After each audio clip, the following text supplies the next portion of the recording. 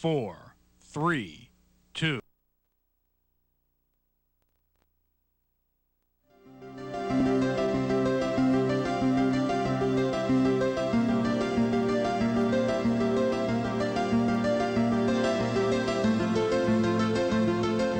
Welcome to Westchester Jewish Community Services.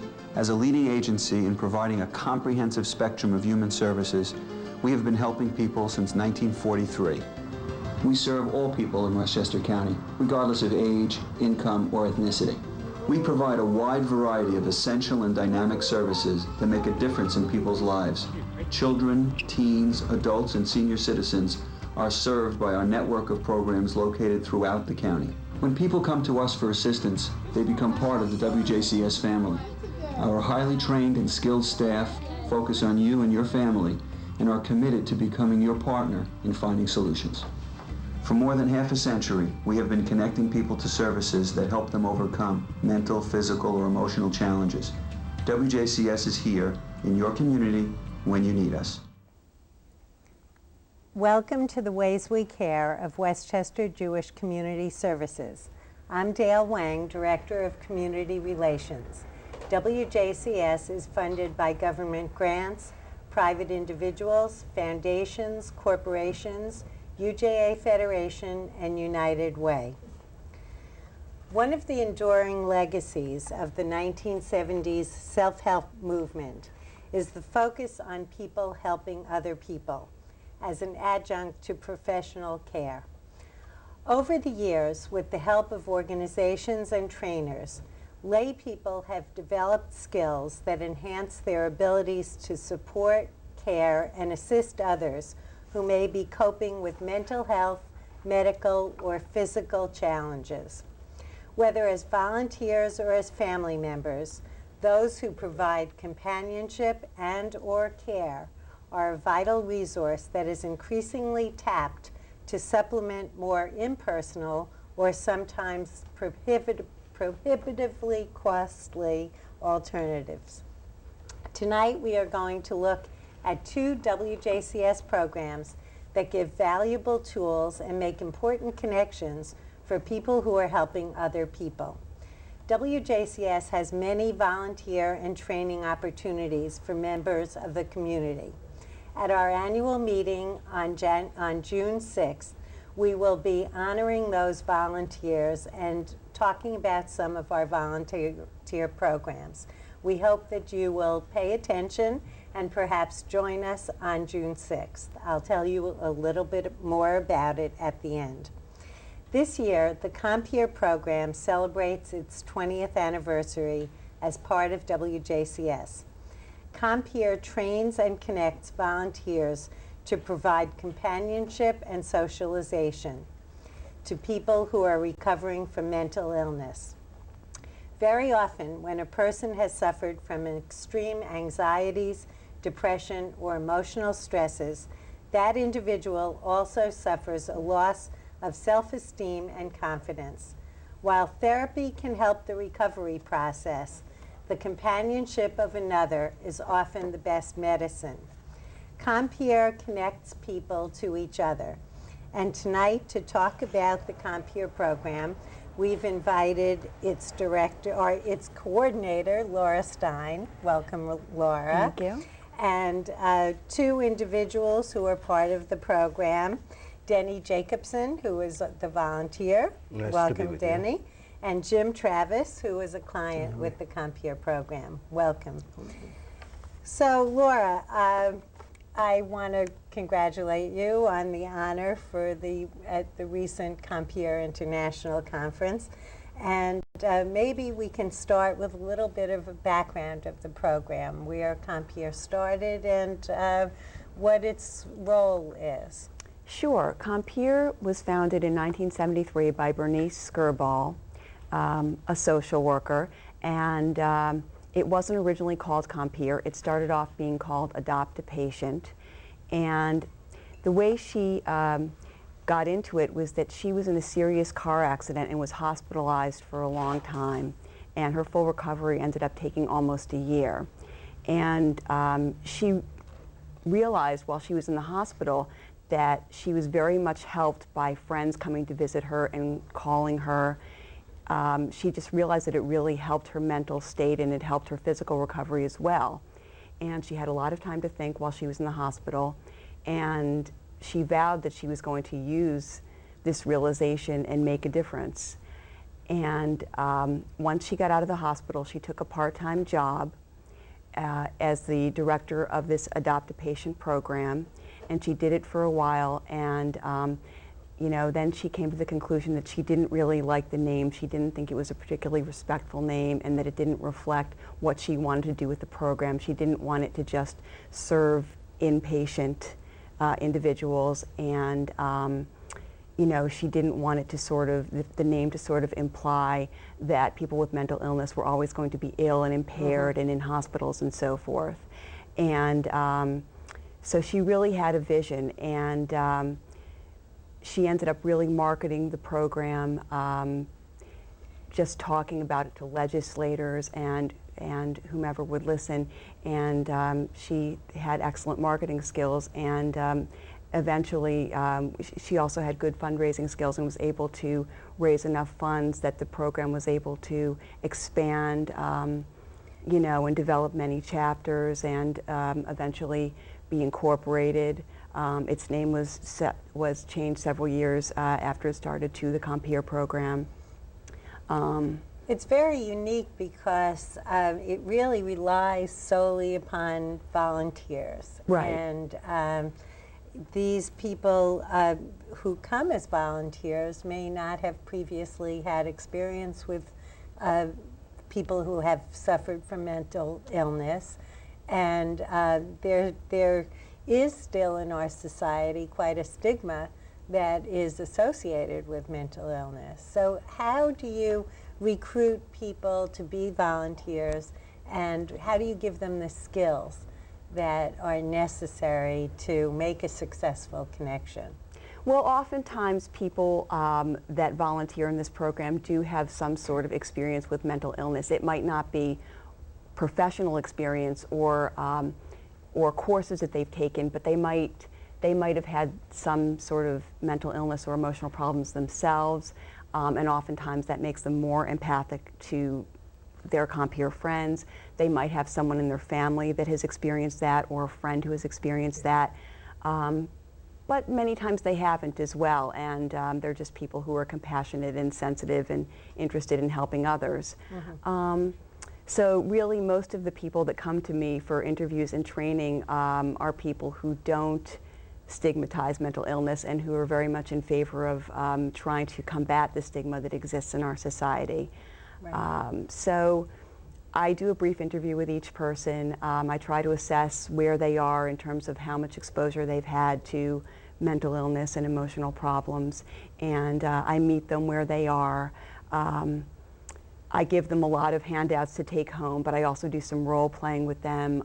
I talk to them about boundary issues and different things that they might be doing with their Compeer friend, and they're able to ask me questions. The charge of the program really is not to be a therapist. No. It's an adjunct to therapy. I understand from when we spoke that everyone who's in the program as a client is referred by a therapist or is in therapy. Yes. So the charge to the volunteers is really to be a friend. Yes. And maybe we can move to Denny a little bit now, because Denny, you have been that volunteer friend for 10 years. What brought you into Compeer? What attracted you about the needs of people who would want companionship in this way? Well, I was, first of all, I was getting close to retirement about 12 years ago, and I was looking for things I could do to put something back into the community, to stay involved, to do something that would help others. I'd had over 20 years at that time in the corporate world, and so a lot of experience dealing with people. And also in personal life, I'd had several situations where I was close to involved with people with different sorts of mental health issues. So I had some exposure and some background. So when I heard about Compeer, it seemed something both from the activities, the time demand, the sort of things that one would have to do to be something very suitable. Now, at that time, Jim will remember, that was Edith Fragola. Oh, yes, Oh, right. Was running right, the program, yes, uh-huh. and Edith, I think, did a good job of looking at the lists of people and the lists of clients, and matched me up with Jim, some over 10 years ago.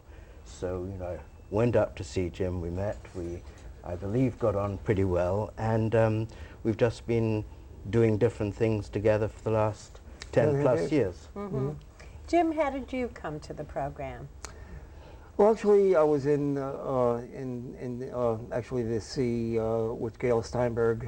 Actually, that was in like mental health and whatever, because I was having problems, and she actually suggested the program Compeer, and I figured I'd take a look at it to see what it was all about, and that's how it came about. Right. So it was a match based correct. on, I guess, Laura, what you're doing now in terms of figuring out how to put people together. What do you do to match a Compeer couple? Well, first of all, I get input from both the volunteer and the Compeer friend when I interview them. I ask them what's important to them. Is age important to them? Is where the person is geographically important to them? Are interests important to them? I just kind of try to assess what they're looking for. To some people, it's not important to them whether the person is close in age to them. To others, that is important. Usually, people want someone who has similar interests, who likes to do similar things, and just kind of has a compatible temperament with that person. And I interview all of the clients as well as the volunteers, and I use my intuition and judgment just to sort of figure out who's going to get along and work well together. Right, right. So give us an idea of the kinds of things that you men do together and how often you get together. Go hiking, go to amusement parks, and just do a lot of things basically outdoors, more or less, Yeah, we, it depends also a bit on the seasons. Right. And, I try and make it at least once a week, because of my travel and weather. There are times when that doesn't quite happen, and Jim's very understanding if there's a snowstorm or if I'm taking a vacation. And then I think we do a lot of what I would call, routine visits, which are helping Jim just go shopping, or if he wants to get And it was a lot of something. help with my dog Brutus. I lost my dog Brutus about 5.5 years ago, and then he helped me out with him. And of course, the situation didn't turn out to be very good, but he was there for me. Well, having So that was very somebody, having a friend Right. with whom you can talk and share these Right. experiences probably helps you. It did. in- It really did. Right.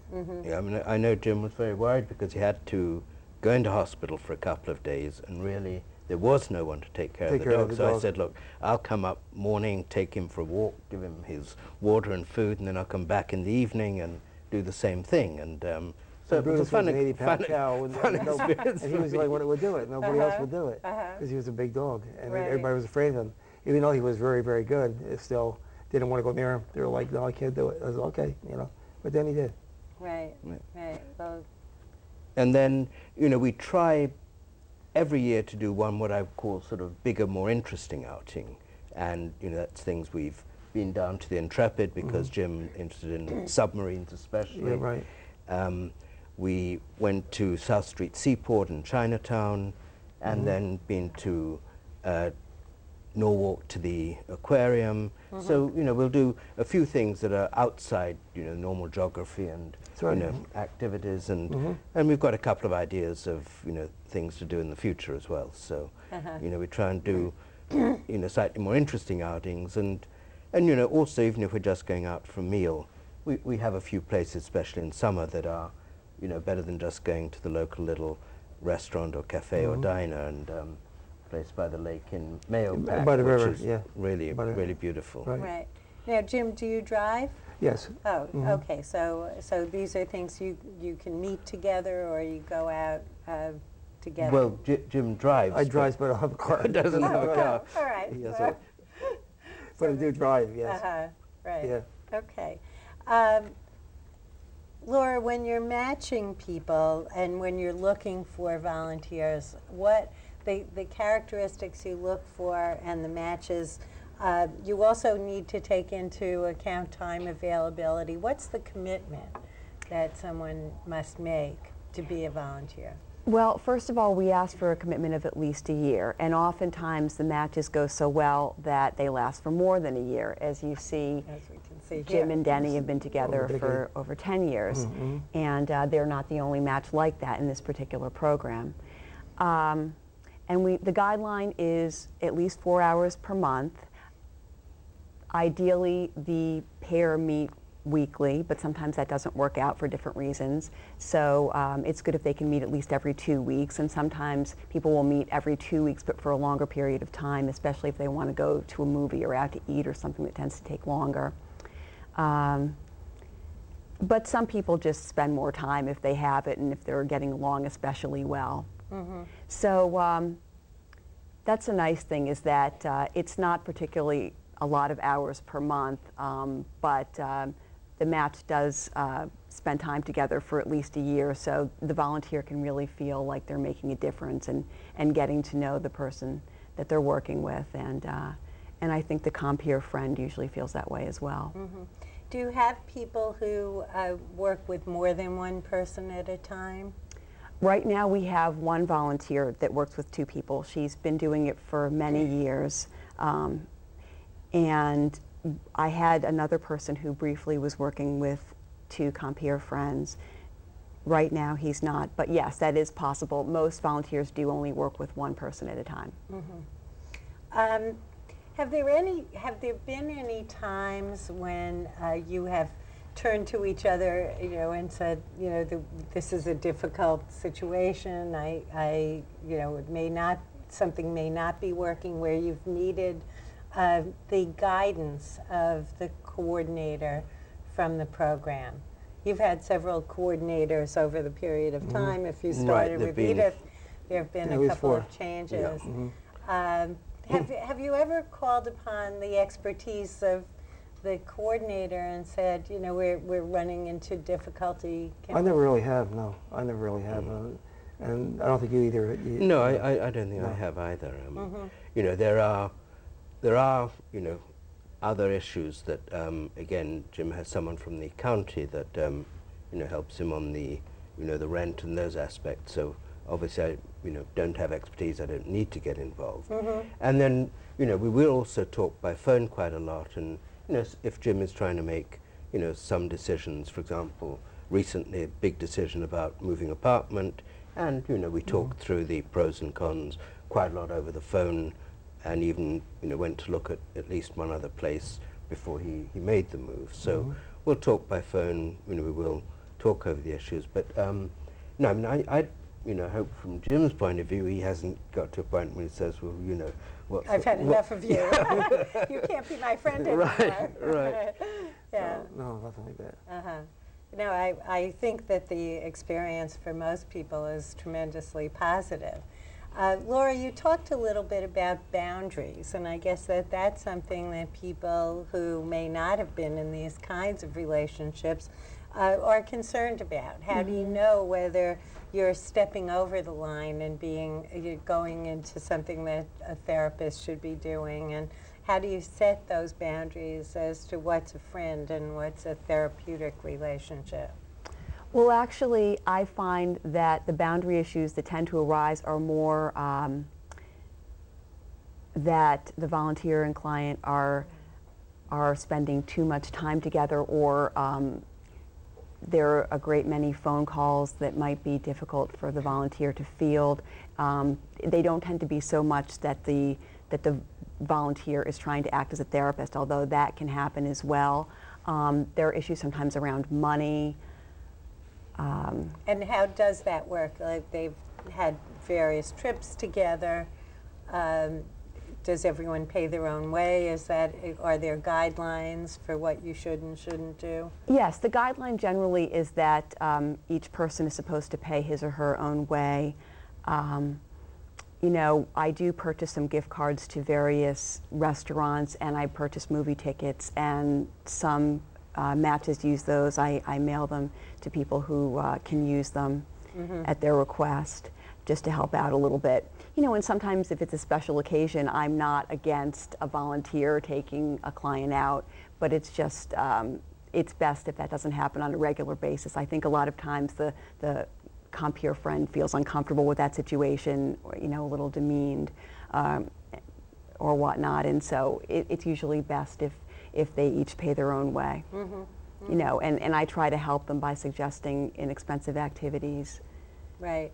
Is that something you two worked out early on? Yep, I mean, that Yeah, I think it's worked pretty well. Yeah. And, you know, there'll be special occasions where, you know, like Christmas or birthday or, you know, once a year outing where say, okay, it's nice that, you know, we pick up something of Jim's expenses. But on the whole, we, you know, we split the bill when we go out for pizza or spaghetti or whatever else we eat. And it just works well that way. Jim, you came into the program and were referred by a therapist.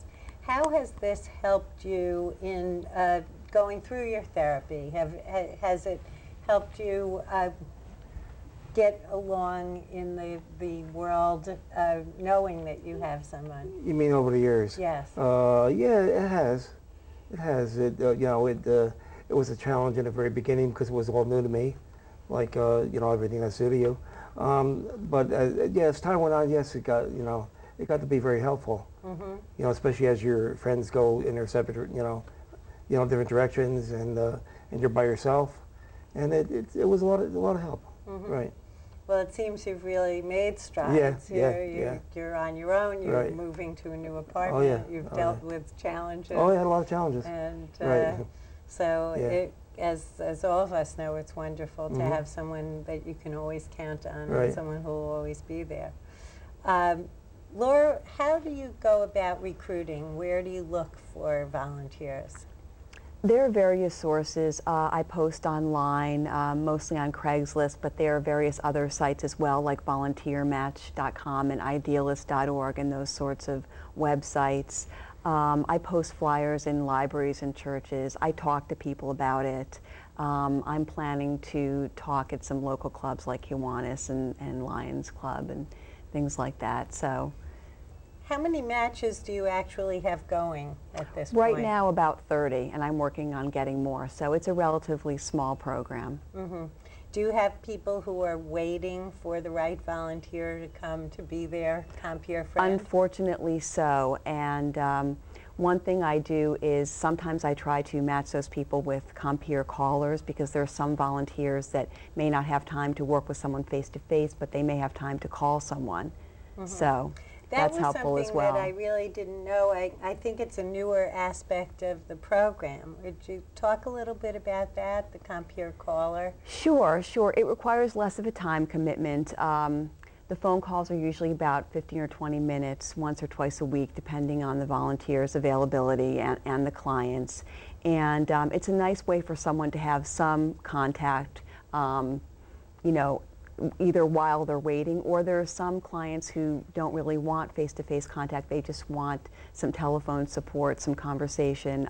They might be pretty independent, or, you know, there are different reasons why someone might not want a face-to-face volunteer, but having someone call is perfect for them. So that's really a newer aspect of the Compeer program. It's newer, but we've been doing it for a while. Are there opportunities that you have to refer people to other WJCS programs?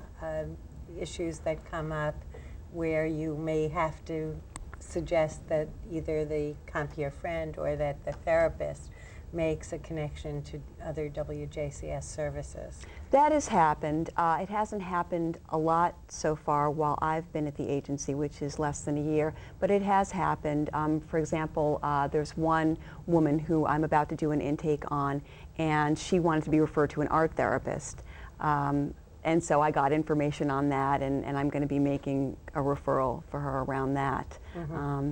But it works out well because WJCS is such a large and comprehensive agency that whatever a client is looking for, we usually have. Right. So the referrals don't always come from therapists from the WJCS mental health clinics. No, They not may at all. come from other places as well. Right. And how do you get the word out to therapists in other organizations about Compeer? Do you do advertising or any marketing in that way to get the clients to be matched? I don't so much do marketing specifically to therapists. Most of my marketing is around, recruiting volunteers, but I certainly want to make sure that as many therapists in the community as possible are aware of the program, because it's something that's really beneficial to their clients, and it's something that I'd really like as many therapists as possible to know about. So. Right, right. Denny, I don't know whether you are aware of other WJCS services. Have you ever found the need to refer to any other WJCS programs? I've looked at some of them, and I think WJCS runs the caregiver fair, and I have friends that actually need that sort of service and need especially the information. So yes, I've looked at that aspect of it in the elder care and some of those caregiver support activities. So Right, yes, right. I look at them and I'm aware of them, and keep them in mind as needs arise. Yeah, I think the only reason I bring that up is that very often when you are a supportive friend, there are other services within the agency that people may be aware of. And so we're going to try to make people more aware of that. Laura, can we give a telephone number for people who may want to be volunteers or want to be matched with a volunteer for them to get in touch with you? Yes, I can be reached at 914-761-0600, extension 208. And I can also be emailed at lstein, L-S-T-E-I-N, @WJCS.com. Okay. And there's no period during which people need to apply. It's ongoing It's training. ongoing, Right. absolutely. Now, do you two have any goals for the future? Are you planning anything special? I guess not offhand. We're not, I suppose, Jim, the Yeah. main one, you've had the big one with the move. With the just move and to everything, yeah, Make sure yeah. you're really well settled. And right. then, we've got an idea of one outing that we've talked about, and probably later in the summer, because I Yeah, think probably Jim later has in the got summer, to yeah. recover his finances Right, a bit after right. the expense of the move, but going out to Connecticut to the, I think it's Lyme, where they have the railroad Oh. and steamboat, and that sort of something I'm intrigued to do, and it's Right. in the area of interest that appeals to both of us. So that's one of the plans we have. Well, I think it's wonderful that you have each other, and obviously you've both enjoyed your relationship together, and we hope that it continues and hope that you inspire other people to take on this commitment as well. Denny, thank you. And thank Jim, you. thank you. And Laura, just give your phone number one more time so that we may find some Compeer friends out in the cyberspace here. 914-761-0600, extension 208. Okay, thank you. And stay tuned. In our second half, we will be talking about some of those caregiver issues that Denny brought up and how people helping people through care at home need care for themselves.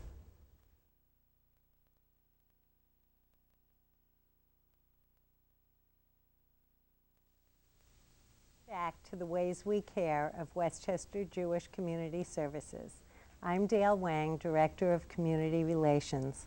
WJCS is funded by government grants, private individuals and foundations, corporations, UJA Federation, and United Way.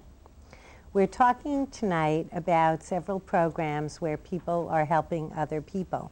And I wanted people to know about some of the WJCS programs that are run by volunteers and some of the things we'll be talking about at our annual meeting on June 6th.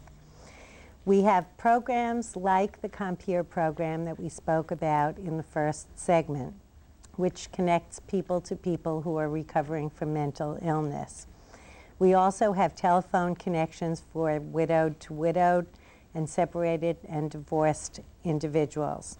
We connect homebound people or disabled and elderly people by telephone to support groups. We also have a self-help clearinghouse, we do friendly visiting, and we have Project Time Out, which provides respite and support for people who are homebound or elderly. So we have plenty of opportunities for people to help other people. In this segment, we're going to be talking about care for the caregiver. With the advent of medical advances, individuals are living longer, generally healthier lives into their 80s, 90s, and even into the hundreds. Much attention is given to the resources that extend people's lives, but lost in the discussion are often the needs and stresses of those who become the caregivers for elderly loved ones or relatives facing chronic illness.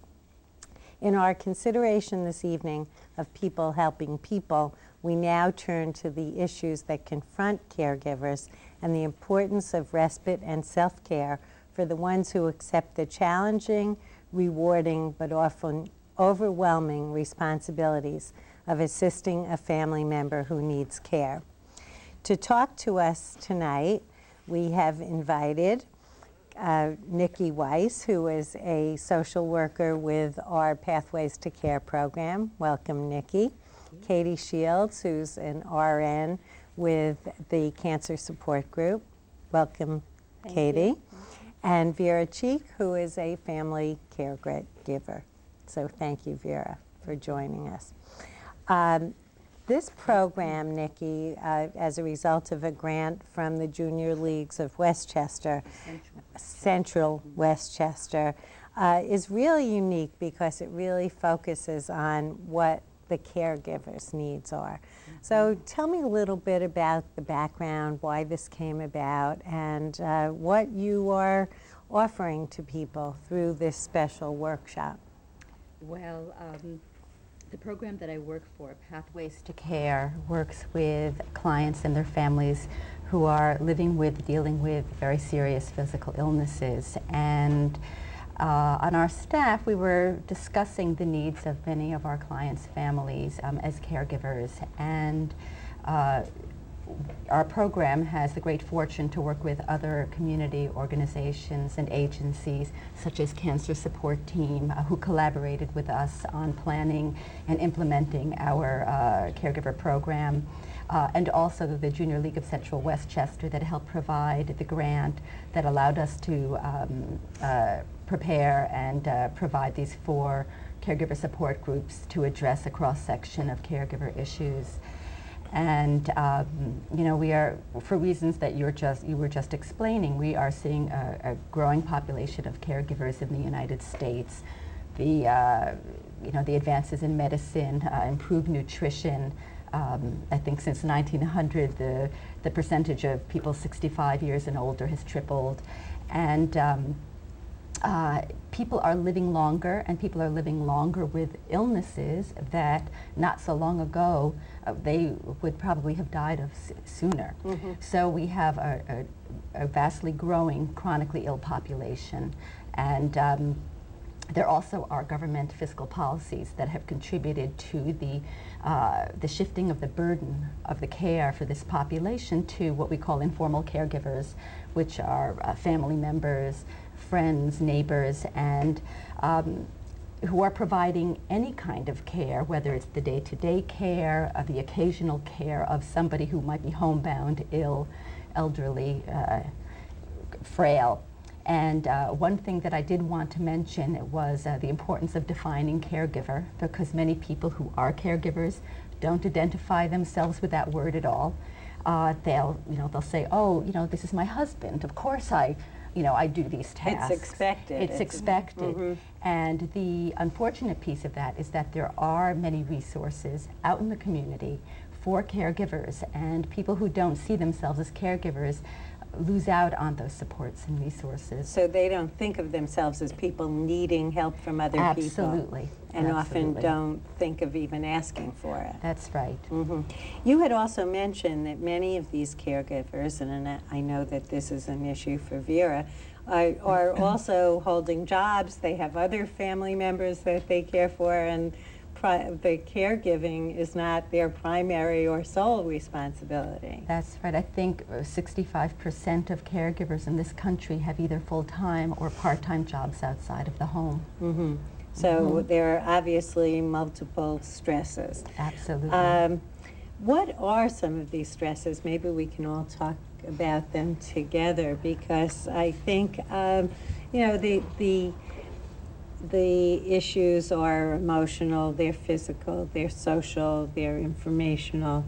But how do those play out in the day-to-day of what those stresses are for someone who's trying to be helpful? Well, I'll jump in. Yeah. I am caring for my maternal grandmother, who is 85. In January, she will live with us for 3 years. She will have lived with us for 3 years. And I work full-time, and I have children who are in the home. I am married. And so the ability to allocate appropriate time to support her emotionally is always a challenge for me. Raising children who are school-aged, that in and of itself is a demand that can't be compared, and equate a full-time grandmother living with you makes it quite difficult. We've been fortunate enough to secure services through Project Time Out, where we have a companion who comes in every other day to support the family, and she spends 4 hours a day with my grandmother. That's a blessing for us, because were she not to come in, we would not have that kind of contact. She's homebound. She refuses to go out of the home. There's no medical reason that she cannot go out, but she chooses to stay in the home. So that's a tremendous help to me and my family. So you reached out on your own to this WJCS Project Time Out program, or how were you connected to that? What I did when I knew that she would come to live in my home, I immediately started the search for services within the Westchester community. She's a long-standing resident of the Bronx, and so I certainly didn't want to access those resources, and I did find out about the program. I was so pleased. Judy Fink was the key person who came into our home.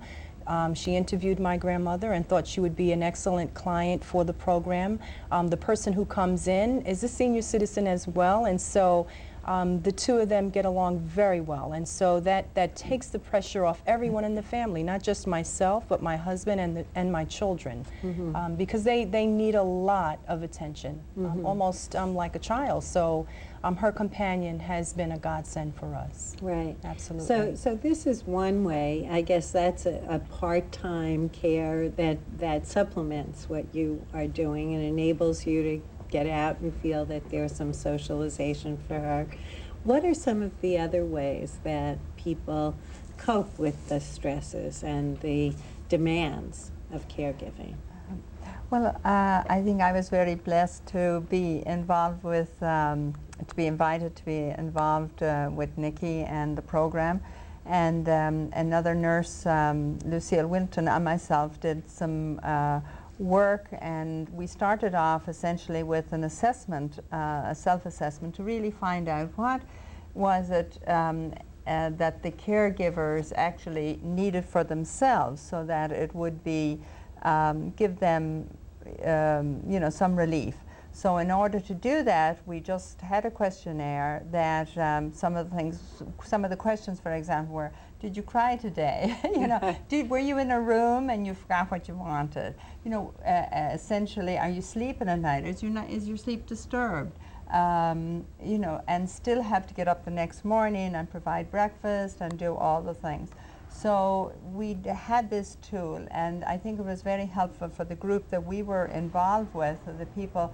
They really started saying, oh, well, yes, you know, these are all the things, and started to say, all right, well, then maybe if you answer 10 of the things in a manner, yes, these are happening to me, then it might be important for you to seek help, maybe go to your family doctor, maybe you need some medication, maybe you need to research the support of what's out there. So that's where we were able to get a lot of information, and we put together, with Vic and Nikki's help, a very good caregiver manual, so that there was, no matter almost what disease process was happening, there was some guidelines there.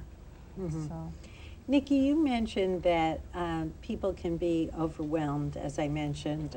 There are issues of anger, guilt, anxiety, depression, all the things that would certainly be natural emotions for someone who is dealing with either a serious illness or the stresses. How do you help people overcome some of those feelings and help them not feel so guilty, not feel so anxious? Well, I think that in designing the 4 caregiver groups, what we tried to address was how many variables there can be in what causes stress in one's life. And it can be emotional, it can be some of the practical pieces. One of the sessions, the first session, was completely devoted to the physical care of the person that you're caring for, and Katie and Lucille, and you can speak more about it, but they really helped the people who came to the session learn how to take care of the physical needs of the person they were caring for. In talking about the huge range of emotions that can come up around being a caregiver, we try to emphasize very much that not attending to your own emotional needs really has consequences for you, and that it really can impede your ability to give the best care to the person you're caring for. It can actually, in fact, help contribute to you developing your own health problems, becoming mentally fatigued, emotionally exhausted. So one of the things that we have been stressing, and I think that Vera is it's just wonderful the way that you've been able to access community resources that are out there, because there are ways of accessing resources that can reduce the stress in your life, whether it is helping you with your emotional needs, which could be going to a support group, whether it's actually going to one, and there are many caregiver support groups in the county. You can go in person. There also are telephone support groups if you can't get out of your home. There are online support groups. It's very important in your self-care and dealing with your emotions that you carve out some time for yourself, that you make time for yourself, you make time to relax. Many caregivers, when you suggest this, feel, you know, how can I have hardly enough time to breathe during the day. How can I take 10 minutes out? But it is essential. It's necessary in order, if you are not renewed and nourished, it's very hard to, in this ongoing and extraordinary commitment, to be able to keep providing the kind of care. So whether it is for your emotional needs, the physical care of the person that you're caring for, or even some of the more practical pieces. You know, how do you manage your finances? How do you make a plan of action that will work for you? And then how can you change it as the needs of the person that you're caring for, as their abilities change?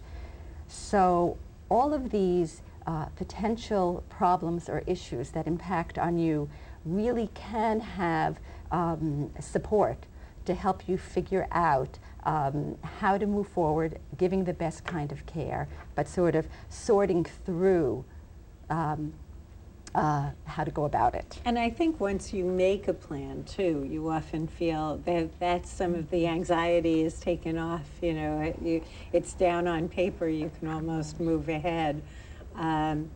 Vera, your experience, what do you do to seek relief for yourself? Well, it sounds like you have such a full program. And it's a full program. However, I do get out for myself. I take yoga classes. I also dance. My children dance. We take the same dance class together. I'm very active in my church. So I do have outlets, and I have a very wonderful support group of colleagues. they've opted not to bring their parents or grandparents into their homes, and it's their decision. I respect their decision because it's a very tough decision when you care for the elderly. Unfortunately, my grandmother is beginning to show some signs of dementia, and there's a lot of frustration on her part because this is a person who was always very independent and now must be completely dependent on me. So the roles have reversed completely. But you must, when you take on a task like this, respect that there was yesterday for the person you care for. And she did a wonderful job in raising me, and so I see it as my honor to do that for her. And I'm practical in my approach, and so that's why I sought out WJCS, and I continue to get out myself to take care of myself emotionally and physically. What impact has this decision had on other members of your family? I mean, obviously you have a very strong and very loving connection to your grandmother, but for the other members of the family, it may not be as personal. Oh, it certainly isn't as personal. My children are young, and certainly they don't understand the scope of the aging process, but it's very important for me to shape their lives so that they care and they understand what it is to care for a family member. My husband loves me dearly, and that's essentially why he's agreed to have her come into our home. It's not easy for him, but he often cooks food when I'm not able to do that.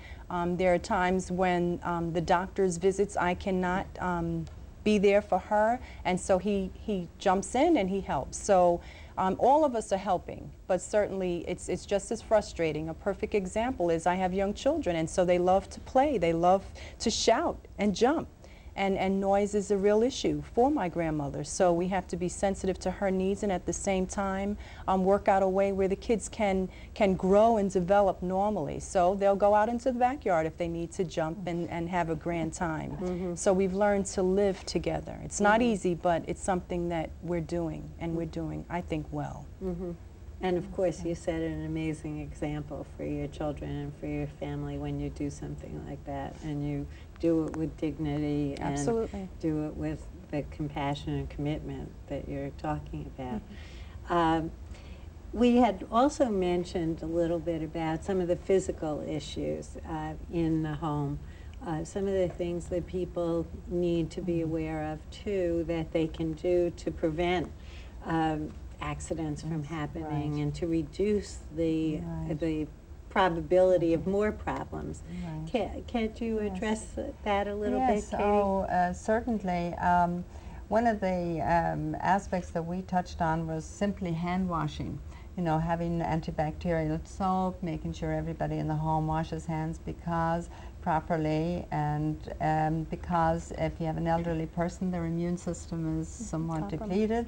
And so hand washing is one very good thing. The second part is many elderly are on medications, so you have to be very careful that the person is getting the correct medication at the right time, the right dose. If you have any questions at all, we recommend calling the physician or checking if you have a visiting nurse coming to make sure that they're getting the proper medication.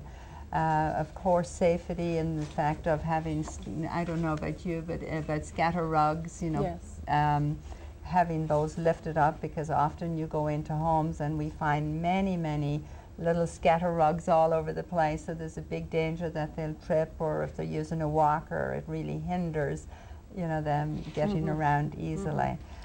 So many of these things people just overlook. They don't think about it. And then when you talk about safety in the home, the physical issues, those certainly do reduce the probability of danger. Yeah, we just go over a lot of things like that. When I go to visit a home, I usually, you know, take a kind of a sweep of everything, and electricity and fire safety on the stove, and that you proper garments, that you're not wearing very loose garments when you're cooking, or that there's a fire extinguisher in the house and a fire alarm, and we also frayed electricity cords. So just a lot of things that maybe people can prevent injuries by just paying a little more attention to some of these things.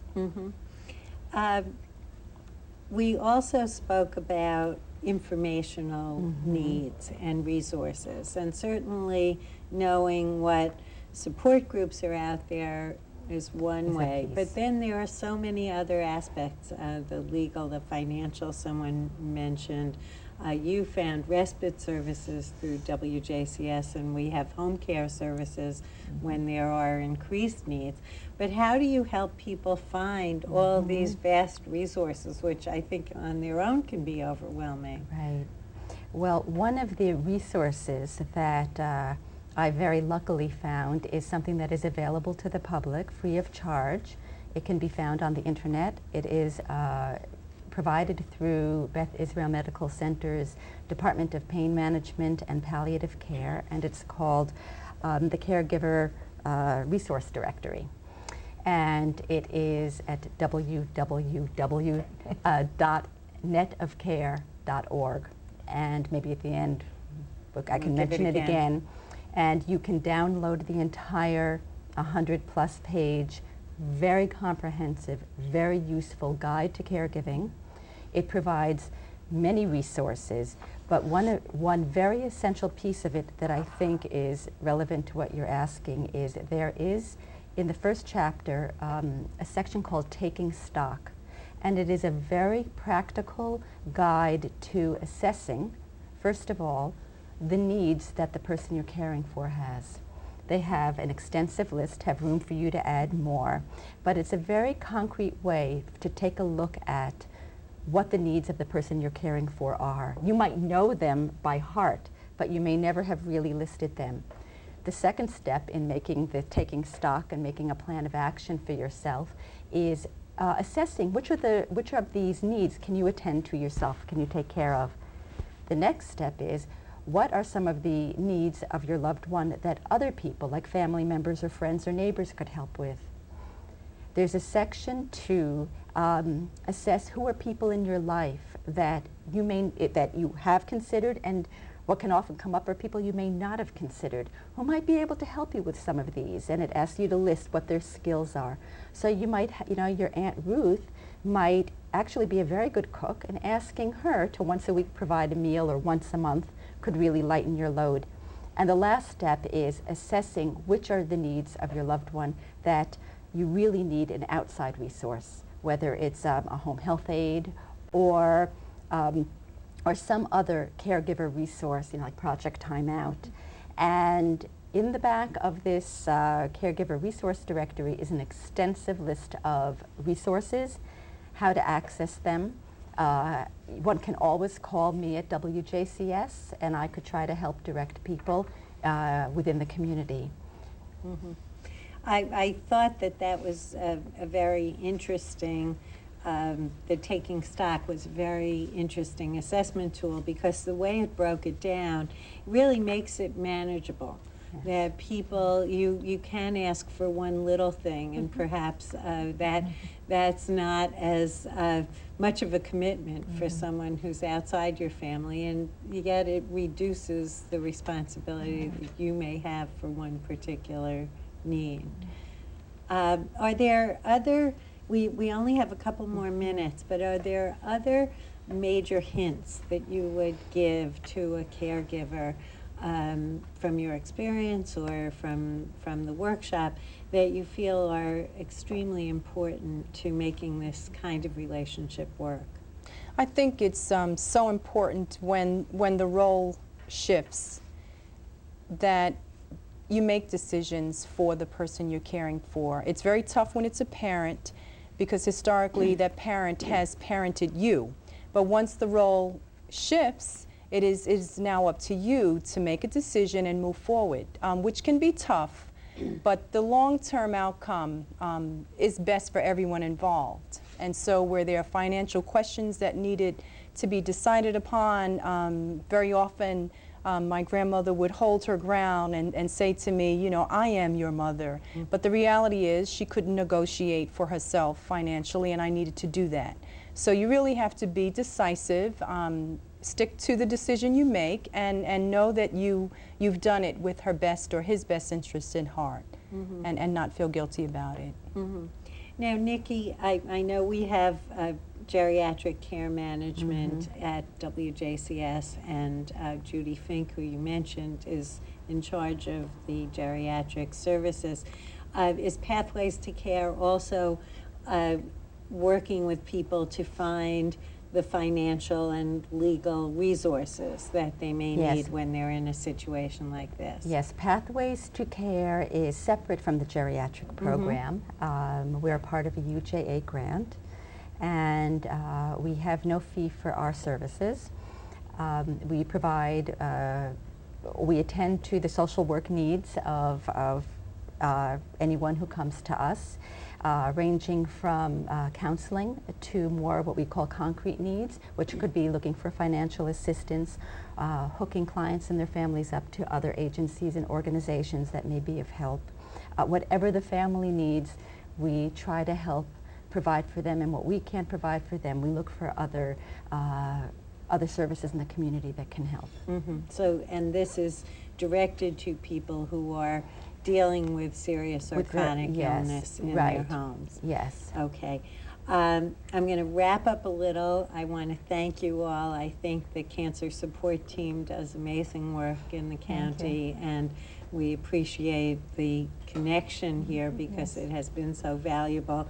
Are you planning to give the Giving Care to caregiver groups again? We may at some future time. That's Okay. entirely possible. Okay. Nikki, just give your number, and if they want any information about some of the issues we've spoken about, they can call Yes. you and you'll make the referral. Yes, my number at WJCS is 914-949-7699, and the extension is 379. 379. Yes. Okay. I want to thank you, Vera. Thank you are you. doing an amazing job, Thank it you. sounds like, and I wish you well as you help your grandmother through this time. Thank you, Katie, and thank you, of course, Nikki, for everything you do. I want people to be aware that WJCS has home care, home health services available. Project Time Out, which Vera referred to, with respite services, Pathways to Care for people dealing with chronic or serious illness, our geriatric care management, Self-Help Clearinghouse to connect you to support groups for any type of issue, and of course mental health services. So if you're dealing with depression and anxiety and some of those overwhelming stresses of the day-to-day, we're here for you.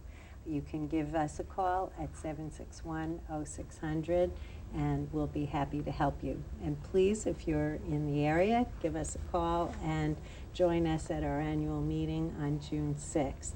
For further information, contact WJCS.com or give us a call at 761-0600. Thank you and good night.